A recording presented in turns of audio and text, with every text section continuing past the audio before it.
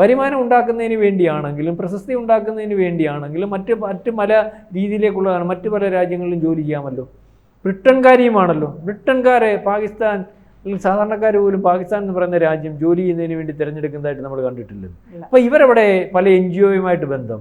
ഇപ്പോൾ ഏറ്റവും അവസാനം ഈ അറിയുന്നില്ലെങ്കിലും അല്ലെങ്കിൽ വളരെ രഹസ്യമായിട്ട് പാകിസ്ഥാൻ ബന്ധമുള്ള ഇവിടുത്തെ പ്രധാനപ്പെട്ട നേതാക്കന്മാരെ പരിശോധിച്ചുകൊണ്ടിരിക്കുകയാണ്. അത് മറ്റു പല എല്ലാ പാർട്ടികളിലും.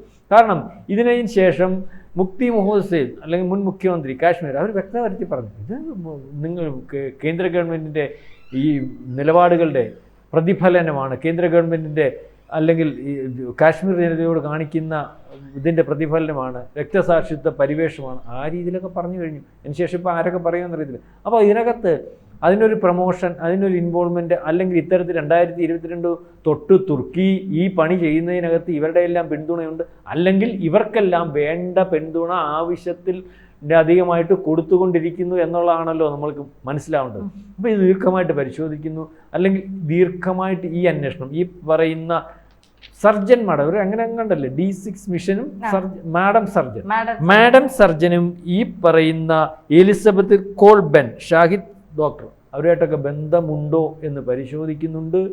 എല്ലാ രീതിയിലും എല്ലാ അവസ്ഥയിലും ഡൽഹി സ്ഫോടനം അല്ലെങ്കിൽ ഇതിൻ്റെ വലിപ്പം അല്ലെങ്കിൽ ഇതിനകത്തുള്ള ആൾക്കാർ അല്ലെങ്കിൽ ഇതിൻ്റെ ശൃംഖല, ഇതിൻ്റെ സ്ലീപ്പർ സെല്ലുകൾ എത്രത്തോളം വലിപ്പത്തിൽ പാകിസ്ഥാനകത്ത് നിൽക്കുന്ന ജെയ്ഷെ മുഹമ്മദ് അല്ലെങ്കിൽ മറ്റു പല ഭീകര സംഘടനകളുടെ നേതാക്കന്മാർക്ക് ആ രാജ്യത്ത് ഉണ്ടാക്കാൻ പറ്റുന്നതിനെക്കാട്ടി സ്വാധീനവും സ്ഫോടനവും പ്രശ്നങ്ങളും ആഭ്യന്തര കലഹവും പൊട്ടിത്തെറിയും ഒക്കെ ഉണ്ടാക്കാത്ത രീതിയിൽ ആ വലിപ്പത്തിലുമുള്ള സ്ലീപ്പർ സെല്ലുകൾ ഇവിടെ ഉണ്ടെന്നാണ് പറയുന്നത്. കൂടുതൽ വാർത്തകളും വിശേഷങ്ങളും നിങ്ങളിലേക്ക് എത്താൻ ABC മലയാളം സബ്സ്ക്രൈബ് ചെയ്യുക, ബെൽ ബട്ടണും അമർത്തുക.